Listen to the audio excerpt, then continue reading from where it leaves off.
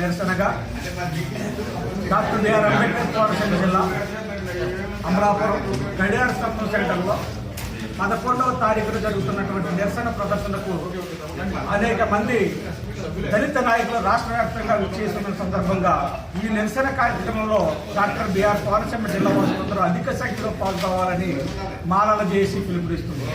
Supreme court తీర్పును నిరసిస్తూ ఈరోజు మాల మహానాడు, మాల ఐక్యవేదిక, మాల జేఏసీ అనేక అంబేద్కర్ యువజన సంఘాలు ఐక్యతగా ఏర్పడి మాల జేఏసీ తరఫున ఈ కార్యక్రమాన్ని నిర్వహిస్తున్న సందర్భంలో మేము ఈ ప్రభుత్వానికి కానీ అమలు చేస్తున్నటువంటి ప్రభుత్వాలకు కానీ భారతదేశం మేము ఒక్కటే చేస్తున్నాం. రాజ్యాంగం ప్రకారం 341 ఆర్టికల్ ఎమైండ్ చేయకుండా పార్లమెంట్లో ఏ విధంగా ఈ వర్గీకరణ తీర్పుని స్వాగతిస్తారని చెప్పేసి రాష్ట్ర ప్రభుత్వాన్ని హెచ్చరిస్తున్నాము. అదేవిధంగా తెలంగాణ ప్రభుత్వం కానీ ఆంధ్రప్రదేశ్ ప్రభుత్వం కానీ దున్నపోతు ఏంటంటే దూడ కట్టేయండి అన్నట్టుగా మరి ఈ సమస్యను మేము జిల్లాల వారీగా చేస్తామని ఒకరు, రాష్ట్ర వ్యాప్తంగా మేము ముందే అమలు చేస్తామని ఒకరు అని చెప్పేసి తెలుగు రాష్ట్రాల్లో ఈ విషయాన్ని మరింత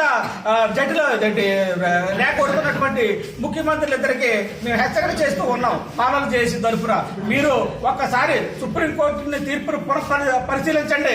సుప్రీంకోర్టు తీర్పు రాష్ట్రాలకు చేసుకునే అధికారం ఇస్తున్నాం తప్ప మేము చేస్తామని సుప్రీంకోర్టు ఎక్కడ చెప్పలేదని చెప్పేసి మీరు ఆ న్యాయ సమస్యను ఒక్కసారి ఆలోచించాలని చెప్పేసి రాష్ట్ర ముఖ్యమంత్రులు కోరుతా ఉన్నాం. అది కనుక మీరు పరిశీలన చేయకపోతే రాష్ట్ర వ్యాప్తంగా ఉద్యమం చేస్తూ రేపొద్దున సుప్రీంకోర్టులో మాలల జేఏసీ తరఫున మరో బిల్లు వేసి ఈ తీర్పుని అడ్డుకోవడానికి మాలలందరూ కూడా, దేశంలో మాలలందరూ కూడా సిద్ధంగా ఉన్నారు. ఇప్పటికే రామవిలాస్ పాస్వాన్ గారు అమ్మాయినటువంటి శరణ్ పాస్వాన్, అదేవిధంగా రామదాస్ అత్వాలే, మాయావతి గారు కూడా దీని మీద స్పందించి మరి ఇది అన్యాయం, ఇది దుర్మార్గం, ఈ తీర్పుని మేము మాకు అక్కర్లేదు, మేము అడ్డుకుంటామని చెప్తున్నారు. కాబట్టి మేము అదే పాటలో కోనసీమ నుంచి మాల ఉద్యమాన్ని తీసుకొచ్చి మరి ఆ వర్గీకరణ అడ్డుకుంటామని చెప్పి తెలియజేస్తూ జోహార్ అన్న పివి రావు, జోహార్ అన్న పివి రావు.